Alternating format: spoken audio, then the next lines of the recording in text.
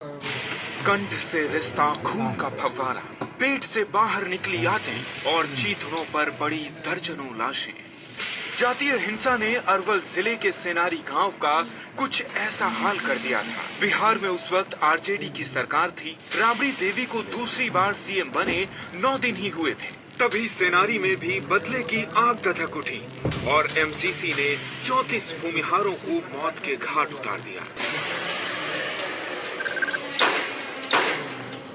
18 मार्च 1999 रात के 10:30 बजे थे। करीब 400-500 लोगों की हथियारबंद भीड़ अरवल गांव की तरफ बढ़ रही थी। उनमें से कुछ ने पुलिस की वर्दी पहनी हुई थी। गांव से 2 किलोमीटर पहले 200 लोगों ने सहरसा पुलिस चौकी को चारों तरफ से घेर लिया और बाकी लोग आगे बढ़ गए।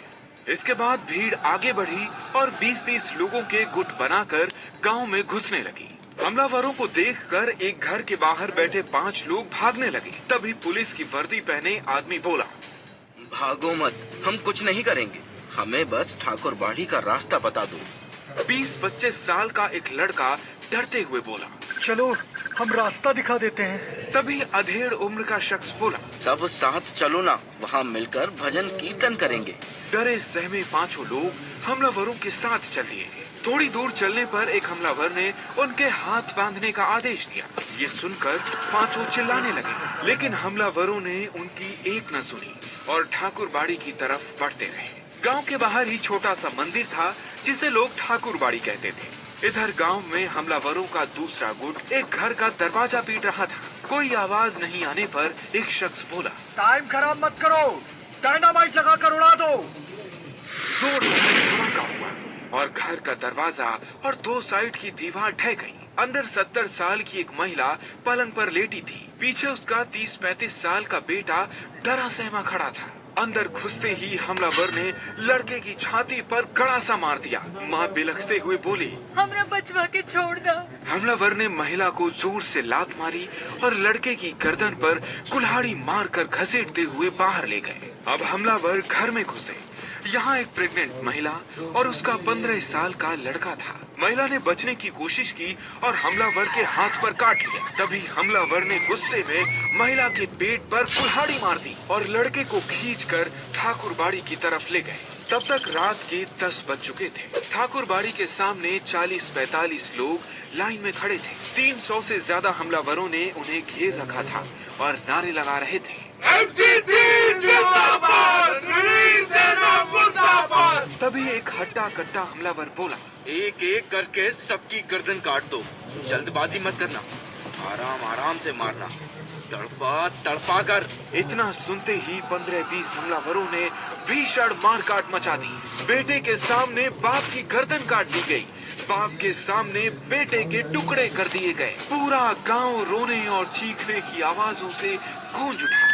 रात 12 बजे तक हमलावरों ने आतंक मचाया। महिलाओं के साथ बदसलूकी की गई। इसके बाद हमलावर एमसीसी जिंदाबाद का नारा लगाते हुए तेजी से निकल गए। रात के 12:15 बजे जहानाबाद पुलिस मुख्यालय में फोन बजा। साहब, मैं करपी थाना प्रभारी बोल रहा हूँ। सेनारी गांव में हमला हो गया, फोर्स भेजिए साहब, फोर्स। पुलिस की कई टुकड़ियां सेनारी के लिए भेजी गई। हमलावरों ने रास्ते में डायनामाइट लगा रखे थे। 3 घंटे तक चली मुठभेड़ के बाद रात करीब 3 बजे करपी थाना प्रभारी जैसे तैसे कुछ पुलिस वालों के साथ सेनारी पहुंचे। ठाकुर बाड़ी के पास हर तरफ लाशें पड़ी थी। 34 लोगों का गला पूरी तरह काट दिया गया था।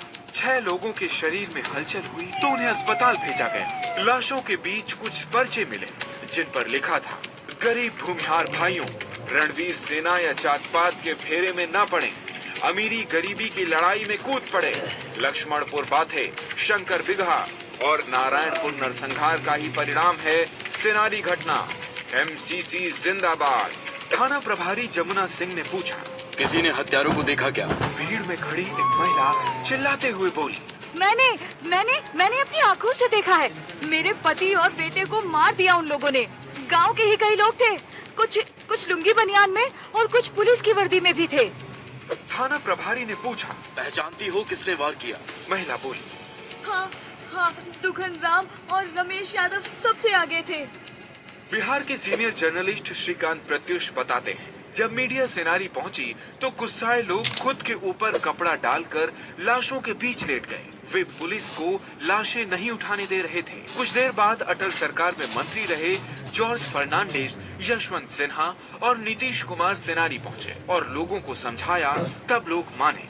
19 मार्च को ही 38 लोगों के खिलाफ केस दर्ज किया गया, लेकिन इस नरसंहार से राबड़ी सरकार हिल चुकी थी। दरअसल शंकर बिगहा और नारायणपुर नरसंहार के बाद राबड़ी सरकार बर्खास्त कर राज्य में राष्ट्रपति शासन लगा दिया गया था। 9 मार्च को राबड़ी देवी फिर सीएम बनी थी और 9 दिन बाद ही सेनारी नरसंहार हो गया। राबड़ी देवी के इस्तीफे की मांग तेज हो उठी। लेखक मृत्युंजय शर्मा अपनी किताब ब्रोकन प्रोमिसेस में लिखते हैं, लोगों ने जब राबड़ी देवी को सेनारी जाने के लिए कहा तो उन्होंने जवाब दिया, वो लोग हमारे वोटर नहीं हैं, मैं क्यों जाऊं वहां। उनके इस बयान के बाद खूब बवाल हुआ। मामले में पुलिस ने 77 आरोपियों के खिलाफ चार्जशीट दाखिल की। 45 पर सेशन कोर्ट में आरोप तय हुए। 17 साल बाद नवंबर 2016 में 11 को फांसी और 3 को उम्र कैद हुई। सभी ने पटना हाई कोर्ट में अपील की। 21 मई 2021 को पटना हाई कोर्ट ने 14 आरोपियों को सबूतों की कमी और गवाहों के बदलते बयानों का हवाला देते हुए बरी कर दिया। कोर्ट ने रात में हुई घटना में पहचान पर संदेह भी जताया। इसके खिलाफ बिहार सरकार सुप्रीम कोर्ट गई, जिसकी सुनवाई 26 साल बाद आज भी पेंडिंग है। सेनारी नरसंहार का गहरा असर 1999 लोकसभा चुनाव पर दिखा। आरजेडी की सीटें घटकर 7 रह गईं, जो 1998 में 17 थी। बीजेपी को 23 और जदयू को 18 सीटें मिली। 2000 के विधानसभा चुनाव में आरजेडी को बहुमत नहीं मिला। राबड़ी देवी कांग्रेस और निर्दलियों के समर्थन से तीसरी बार सीएम बनी। वहीं 2005 में आरजेडी को 75 और कांग्रेस को 10 सीटें मिली। लोजपा ने 29 सीटें जीतकर किसी पार्टी को समर्थन नहीं दिया, जिससे राज्य में राष्ट्रपति शासन लगा। दोबारा चुनाव हुए तो बीजेपी जदयू को बहुमत मिला और नीतीश कुमार मुख्यमंत्री बने। ये कहानी police chargesheet, court judgement, media reports और किताबों के हवाले से है। अगले एपिसोड में देखिए मियांपुर नरसंहार की कहानी।